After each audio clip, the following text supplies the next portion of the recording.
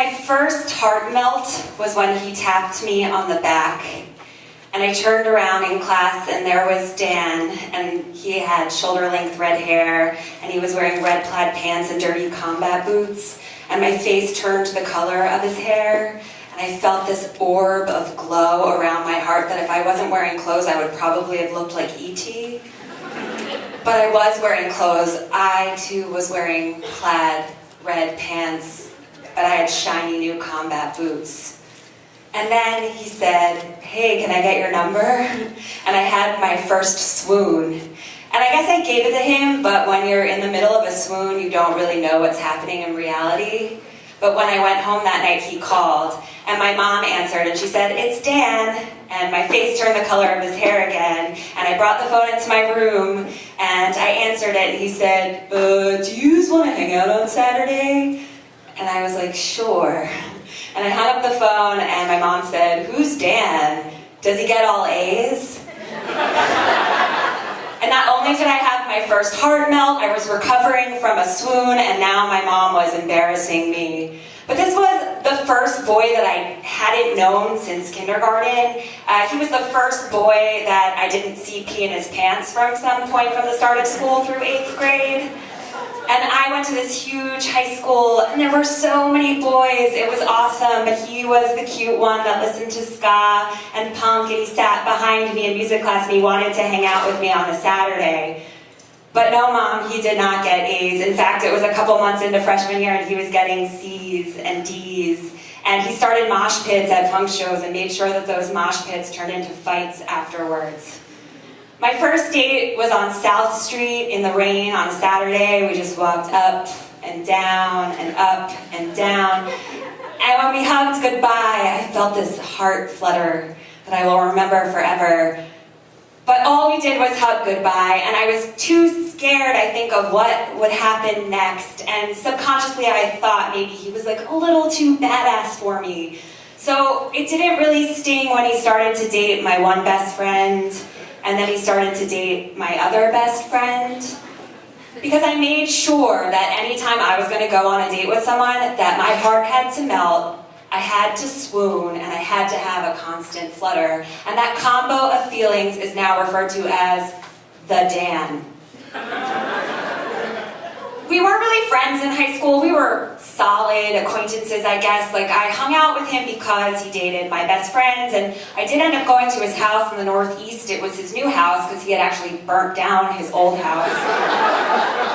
And his brothers taught me a really great trick. They were younger, and when their TV went out, they would stamp on the floor like a wrestling move, and it would come back on for a minute, and I thought that was pretty cool. And I really liked his mom. I met her at his house, and then I would see her often at school because she was always there for disciplinary meetings. But after high school, I sort of stopped understanding Dan. I was in college, but I was home on break, and I was at a show, and he started a mosh pit, and then he literally kicked me in the butt and threw me into it. And I was angry, but I was really riled up when I heard that he had graffitied the facade of Barnes & Noble. And I was like, really, Dan? Books? Literacy? You're going to deface literacy?